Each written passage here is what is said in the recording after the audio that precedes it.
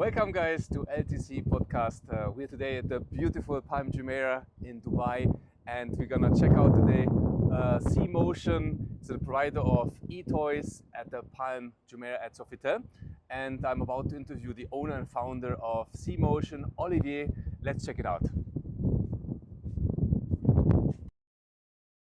Right, Olivier, thank you very much for being on LTC today. I'm very excited for this interview with you. It's my pleasure. I'm looking forward.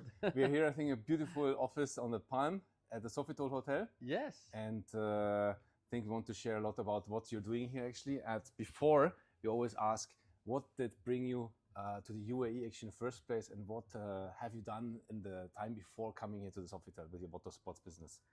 All right. So water sport business has been kind of our niche for the last, I'm going to say, 25 years. Mm-hmm. Just to come into the little bit of a history, we used to do tours on the boat, marine, plus land tours, and then slowly went and rigged ourselves into more of a boat tours, and realized that it's actually experiences that people want, mm-hmm. right? So you start with jet skis, you start with big boats, pontoon boats, you do sunset sails, you do all kinds of stuff. And then slowly you say, well, you know, there's a little niche or there's something that is missing. And then that's what we used to go for. And one of the things that we realized was the self-drive boat, where people want to drive their own boat, but they don't want to drive a jet ski, mm-hmm. because a jet ski is more like a ninja motorcycle, but they drive on a little boat. So we said, let's do a Maserati convertible, you know, boat. Let's do something that people can go out, enjoy themselves without it being aggressive like a jet ski.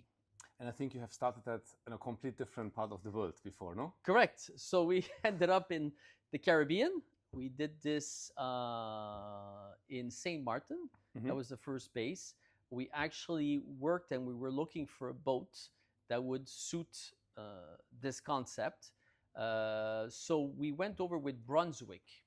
And Brunswick was doing a little boat which was called the Mouse Boat at Disney. Mm-hmm.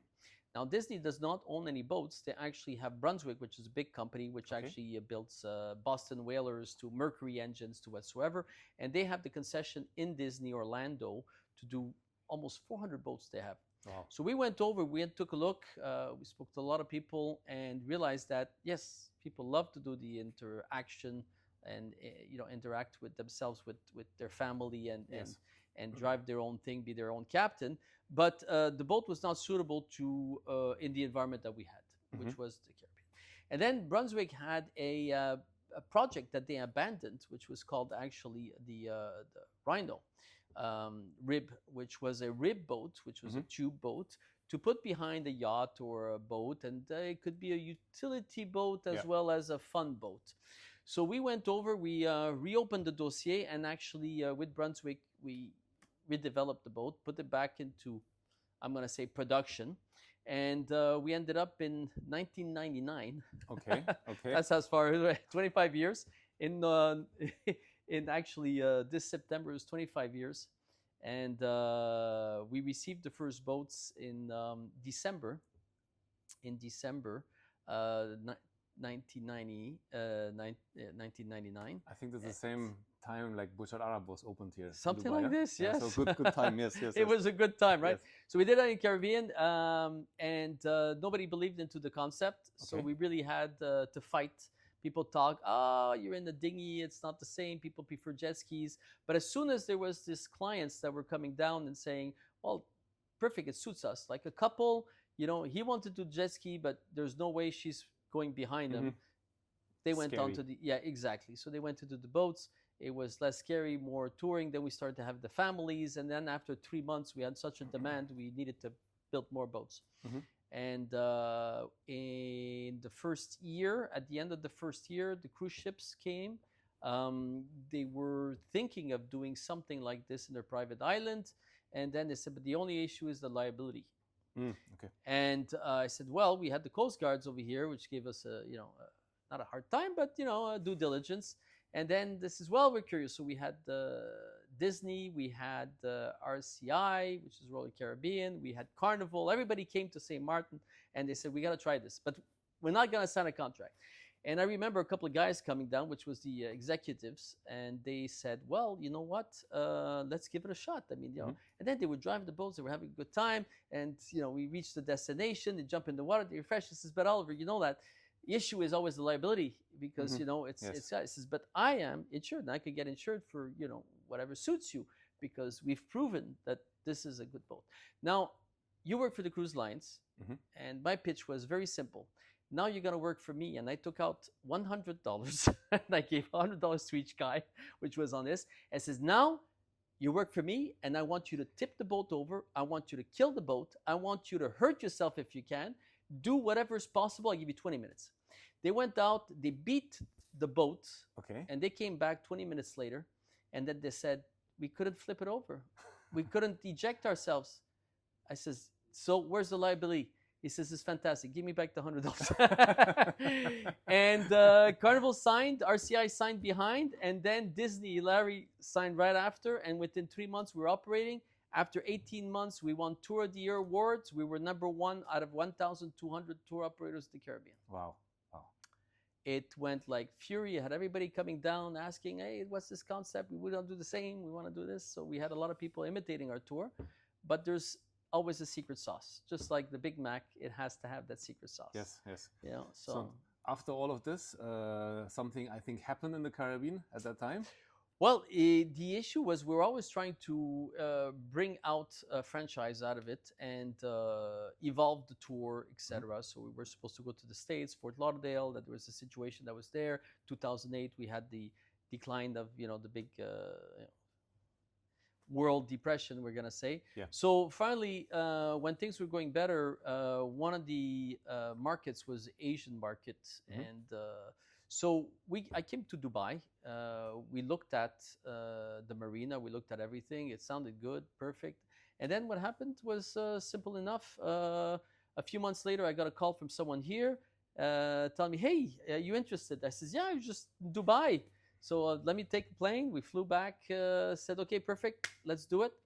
And then it was 3 years of trying to convince the government to basically get a license to operate a boat without a license. Because over here, you have to have a license to operate. It's not a jet ski, it's a boat. And finally, they gave us the right, and the story starts. So we started to build boats here in 2008. What's nice about the boats is also the engineering, because we evolved the boats. Here we were able to evolve it to generation 5, because from 1999, we had 5 evolutions of the boat. It's like iPhone. Exactly. Getting better and better and better and better. And now it's what we call the G5, which actually was developed for a homeland security purpose, which was going into small rivers, going into whatsoever. It was a full drone with camera boat, which we developed in 2008. And then the sidekick came the Sea Camel, which is now the boat which is in Dubai. So from having a Caribbean base, which was, the Rhinos, which is called the boat, is called the Rhino, coming to Dubai to try to franchise and open it to the world on an Asian market, etc. Well, we ended up in Dubai, and then voila, the story starts. So the Rhino evolved into the Sea Camel. Into the Sea Camel, exactly. So the Sea Camel was the version for the Middle East. What are the technical details of that Sea Camel? What is the technical limits of this Sea Camel? How fast can it go? Well, the Sea Camel is developed to go very fast, all right, compared to the older models. So it can go up to 70 kilometers an hour. The criteria of a boat, of a small boat, it's harder to engineer a small boat than it is a big one, because every square centimeter matters. A bigger boat, you can always, do this. The weight distribution is important, but what needs to be done on the small speedboat is that it planes fast. That means that the boat does not go on its engine and just planes. That means it flattens out and it starts taking air, and the capacity of the weight it can take, because people are bigger, taller, so ever depending on the market. So if you're gonna put 300 kilos, your boat needs to perform. Now imagine a 3.2, 3.5 meter boat putting 300 kilos, and it's got to flatten and plane and perform correctly. So the challenges are there. Now there's also other things, because you're giving the boat to a novelist. its reaction, okay, is very important, right? Yes. So if you're gonna have a small boat that's very agile, like say like a jet ski, you turn a bit and you're spinning. Well, that means that the person in the back has a chance to, be projected, and Yes. you don't want that. You don't want also the boat to flip over. So these are the challenges, and this is where we developed a perfect hull to do such a thing. So when the faster you are, the more stable it is, and it's not going to, want to curb, but more stay flat and take a longer circle to basically turn. Okay. So it won't sharp turn, okay, and what we call hook on the water and eject. It will basically take you at whatever speed you want and curve without a splash. So the magic of the boat is you don't getting wet, you can't tip over, even on the curves you won't flip or get ejected, and you have fun. At the end, it's all about that. You have the fun element basically of the jet ski, but also the safety of a boat. Correct. Yeah. The importance is to have the thrill and the fun which you can have on the jet ski. Tell us a little bit more about the business now you're managing here on the Palm at the Sofitel. So we had platforms, and we opened platforms for the purpose of perhaps franchising, etc., and opening up. Then we had COVID. Yes. So we said, okay, well, I think we're better off, managing ourselves than trying to, give it out as a franchise. So we opened over here at Sofitel in 2020. Okay, during the early 2020, when it was locked down, we were never so busy as COVID time. We had waiting lists for between 3 weeks to 3 months. Everybody wanted to do something. Everybody wanted to do something. Everybody wanted to be on the water. Yes. Everybody wanted, which was great. So it gave, this feeling of, hey, there's the demand that's there, even though that we've passed through, a turmoil. And so we opened up at Sofitel, and we started to use a lot more technology, and the idea was to also electric propulsion. Everything that has to do with electric, it's the future. Let's basically face it.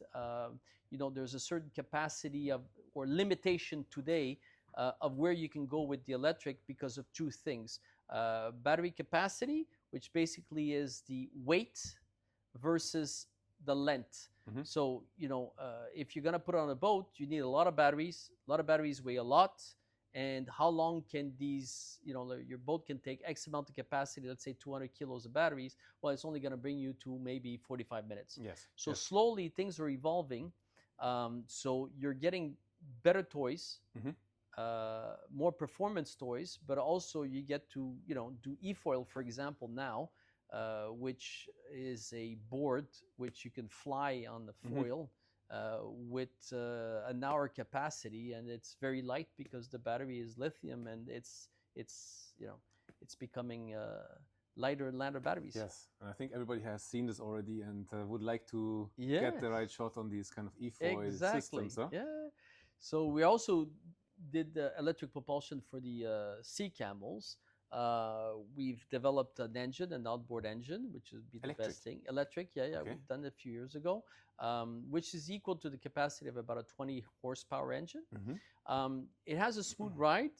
Maximum is 45 minutes, but it still does not the performance that you're really looking for, So within the next, I'm going to say 12 months, we're going to have another revolution of batteries. So we're going to look at what we call a kilowatt of battery, which is the amount of power, which is going to be reduced perhaps up to 50% in weight. So you're going to be able to double up the batteries for the same weight. Okay, or double up the distance for the same. So these are going to be the game changer. So really going to eco-sustainable, eco-friendly. Yeah, but it has to be well managed because, if you have a generator that's got to pump in to, produce electricity for, you need to charge giving with power. The solar panels. You got to, exactly. And we calculate the square footage of, square meters of this roof right here, which is about 1,000 square feet, which is about roughly 100 square meters. And this would have enough power to reboost sea camels, 5 sea camels. platform sea camels daily without using the electricity out. Amazing, amazing. So you see the solar panels are getting better, and of course the storage of the energy that you capped, which is this, solar energy. You capped it and you put it inside batteries, and then you transfer the batteries to another battery. And then that's the winning game. Amazing. For clients now coming from overseas and they want to have a cool lifestyle experience, like for example the camels or the e-foiling, how long does it take to do the experience? Any experience that you want to do has to have instant gratification. That means that you got to work not just on the product, but the product to perform correctly to the expectation of the client. So if a client, sees a board, he says, "It's new technology, great." There's a resistance that says, "Am I able to do it?" I don't have the confidence. Yes. I don't have. Yes. So it's your issue as a developer, as an engineer, and as an operator to give the perfect product to the client. So we help develop these boards and many toys to perform correctly. So for example, if you're going to do an e-foil, well, we got to have the right e-foil so I can make you fly in 4 minutes. Excellent. So you're looking at the product, the environment, and the SOP, standard operating procedures, which is lessons to you and to communicate what you have to do correctly so you can fly. Basically, the manual of learning how to fly. Important. It's very important. Yes. It's important. So, for example, E4, we have the board, we have the perfect board, you have the instructor.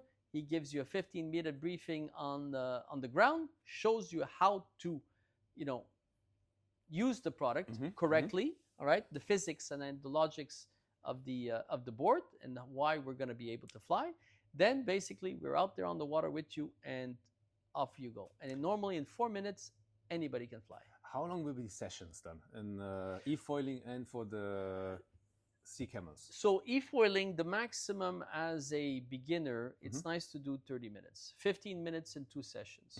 All right, so the 15 minutes is getting on the board and learning how to stay on, equalizing yourself, your balance, everything else. And then the other 15 minutes is actually enjoying on how long can I stay on the board and challenging yourself.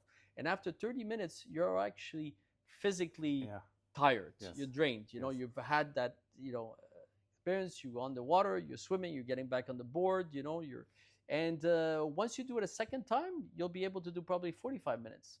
And then when you're doing it on the third time, you probably could fly over for half an hour easily without a trouble. And then you take a break and then you're flying for another hour. You can fly here all inside the palm. You can do all the palm. And what's nice about the environment here is that there's one, flat waters, and 2, no maritime traffic. So you're not confronted with 20 boats, jet skis, people, doing all kinds of stuff. So safety is very important when you're flying, and you need to make sure that nobody's around you because you're concentrating on yourself, on the board, and you don't need to concentrate on the other guys doing whatever on the sides. And then also the unique environment you have here, I think, completes the experience, no? Let's hope so. I think so. And then you got the sea camel, and the sea camel's easy. I mean, we give you a quick briefing, and we make sure that you, I always say you learn with similarities. So you're driving a car. Well, a sea camel's supposed to be easier. Okay, and it is easier because you don't have the brakes to worry about, right? You can't stop a sea camel. You have no brakes. So basically, we give a quick lesson, and within the first seconds, I'm going to say the first minute, people easily get it. And it's fun all after that. So they don't have to worry about anything. Okay, it's easy. It's like a car. See, the jet ski, for example, if you don't have, you don't give it power, you can't direct it to the left or to the right. You're just going straight forward. As a sea camel, well, you still have the engine, which is an outboard, which gives you direction even though that you stop the boat. So if you put the boat to neutral, propeller doesn't turn, but you still could, turn the boat and guide it to where you want. So it makes it easier. And then you have the tube, which even psychologically it gives you confidence. I can bump into something, nothing's going to happen to me, So this is also very important. What are the operation timings of your experiences here? You start at what time in the morning? Well, normally 9 o'clock. All right, let's be honest. Let the people have breakfast first. Yeah, let them enjoy first. Yes, and then come and see us. There's some early sports. Sometimes when you have people that want to wakeboard or whatsoever, then you can start at 7 o'clock in the morning. It's nice. Or if they want to do fishing, then we're gonna start at 6 o'clock in the morning. But normally, we have certain tours. For example, in Abu Dhabi, one of our most famous sea camel tours is the sunrise, because you go out there just before the sun rises. It's still a bit dark. You're going, and it's a bit fresher, right? So you're going and slowly, and then you're going into the mangroves. We attack the mangroves, and all of a sudden the sun rises, the red sun, perfect through the mangroves, and then all of a sudden you see life coming out, the birds, the flamingos, and then everybody goes on beach, and then we have basically a little tea or something. So, the sunrise tour is in Dubai is a bit different, because the sunrise is amazing. All right. But you got to go out there, and it's not much of, but if you want to do sunrise, we could do an amazing tour here. Yeah, I imagine. But it's hard to get people up in Dubai. Early morning, There's especially too much. in a 5-star resort. There's too much to do at night. Abu Dhabi is quieter. But I can book your experience also not being guest of the hotel, yeah? Yes, of course. Yeah. Everybody's open. I mean, to come down. It's open to everybody. We have a lot of guests from the outside, that are coming down. And actually, it could be in a 3-star resort in the middle of town. At least they come down and they enjoy the sea and the beach of Dubai. And what other locations you have? You just mentioned you're in Abu Dhabi, you are here in Dubai, and you have and in Iraq, and in Ras Al Khaimah also. Correct. Yes. And everywhere you offer the same experiences. A little bit different. In Abu Dhabi, we concentrate on the self-drive boat. Okay. Then we have a few different activities that we offer once in a while for certain clients. Here we have most of the activities, and then in Iraq at the Movenpick Resort, we have all the activities. All right, because we're not restrained with certain rules, so we can offer a lot more flyboarding, jet car. We have all kinds. Wow. Yeah, the complete everything. Offer. The complete water sports offer. The complete water sports. And then we're always looking for new toys. We're always looking to develop new toys, have new trends coming. What the people want, what the kids want. So where you see that going forward? You have any new trends already in mind, or? I think we need to concentrate more on the kids' activities, and the younger kids, because before the younger kids were perhaps a little bit, I'm gonna say scared or whatsoever. But now with everything that goes on with the video games and this, they want to be more interactive, and they want instant gratification. I want something, and I want to have fun. Yes. And you've seen that, before you used to have 12 and 14-year-olds, which used to start going into water sports. Now, you're 8, you're 6, you want to be on IAQUA. IAQUA used to be for adults. Now, your father, we put an IAQUA with a 6-year-old, and it's a 6-year-old that's telling the father how to drive it, and off he goes, and how to have fun, Yes. He's used to, manipulating everything. So the kids' activities, and we have to be innovative, because also you can't catch the attention of kids for a long period of time. You need to give them fun, but if it's 15 minutes, it's like, okay, it's enough. You don't need to do an hour tour. Yes. And before, people used to do like, okay, this is my day trip. I'm going to do a water sport, and you're gonna have them for all day, from morning till the end of the day. And I'm gonna do this. I'm gonna take a break. I'm gonna go back. Now it's like, okay, it's part of the program. We got an hour. We got, so you're really doing 1-hour tours is really, I'm going to say, the key amount of time that people want to spend on doing a water activity. After they want to pass on to something else, And today the day used to be, we do something in the morning, something in the afternoon. Now it's like, how many activities can we do in the morning, and how many can we do in the afternoon? So trends, and people are very much influenced with the social media, what they see out there. And okay, well, I come to Dubai, I'm expected to do something that's totally different, So what's the experience that you want to do? So you want to do I'm going to say something super luxurious, so you can have everybody envy you. And then the guys, exactly. And then when you're going to, I always say the cooler at work, and everybody talks. So what did you? I tried, the super e-foil, or I tried the jet surf, and I tried, I did this, which is, bragging about an activity and an experience that you did. Yes. Exactly, a unique thing that you've done. So, nice thing about Dubai is you can go on and have the luxurious yacht. that we can provide for you, for example. And then I always say a yacht is a yacht, but then it's how you enhance it. Okay, you enhance it by the food you serve on, the customer service you have on, and of course you got to fill up your Instagram. So of course, where you're going with the yacht and what experiences you're gonna do on the yacht. So you can have caviar, champagne, or what you want to do a little bit of lounging. You want a DJ on board. So these are the enhancements that you have. The more people that you are, the funner a yacht can be. So I will say there's group experiences, and then there's couple experiences or family experiences. So you can have this, luxury, and then you can come out and have a fun thing on the Sea Camel or the Aqua, which is like the Sea Bobs, or the E-Foil or jet surf or something, Throughout the year, you're operating all 12 months. Is there any period where you would say that's the best time to come to Dubai to operate and to have that experience? Or is it 12 months a year, or what would you recommend? Well, we're open 12 months, 7 days a week. All right. There's never any downtime to do. There's no sleeping. All right. But the peak hours always change. Like in the summer, I'm going to push, for example, sunsets and sunrises in Abu Dhabi.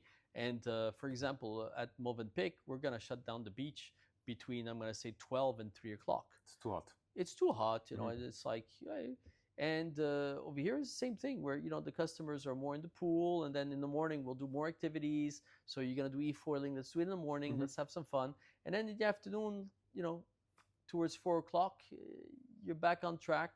The water is a lot hotter. And in the winter, it's the contrary. You're going to, the morning, you're going to feel it fresh. So you're going to want to do something in the midday. A little bit more warmer waters. Warmer waters, yes. Exactly. It happens. We have even wetsuits sometimes. Okay. It depends what part of the world you come from. I think the Europeans, they will not put it, no? It depends. The northern ones, it's winter. It's still, it's not even fresh. It's it's a hot bath. So the perspective of what the water feels like is depending on where you come from. No, but I think you have really managed to create an absolute unique experience here.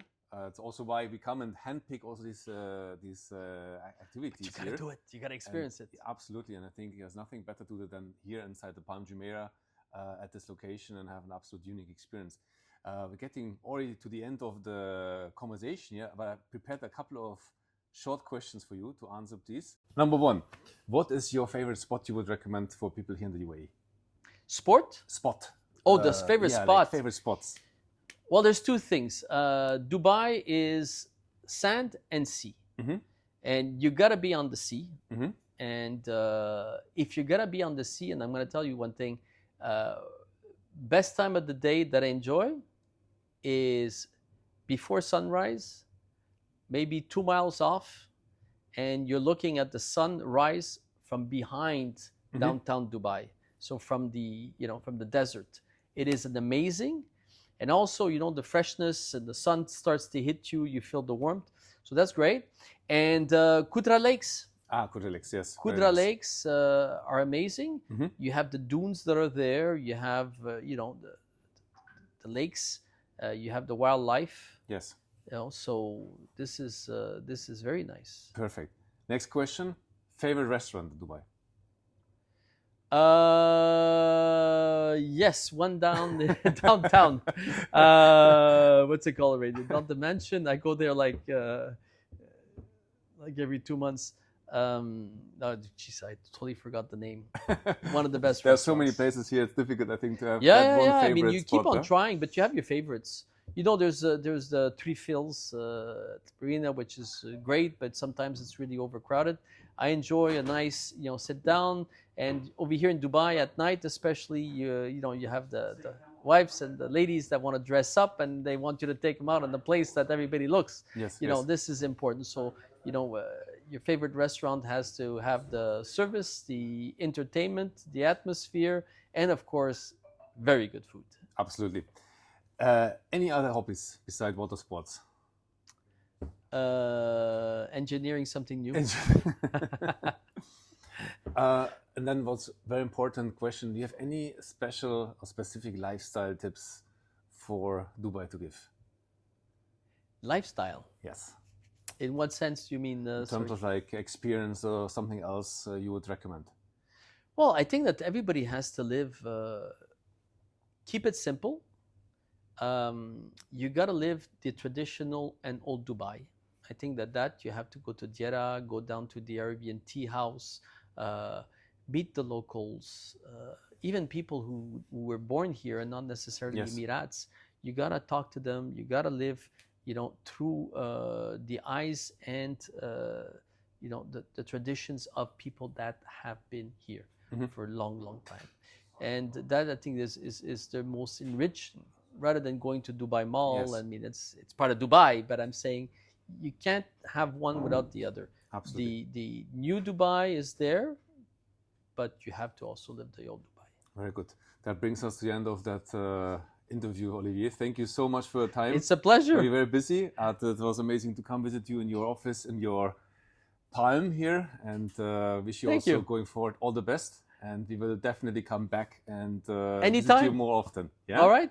Perfect. Thank you very much, Olivier. Thanks, Thank you. Stefan. Thank you very much. Cheers. Thank you. All right.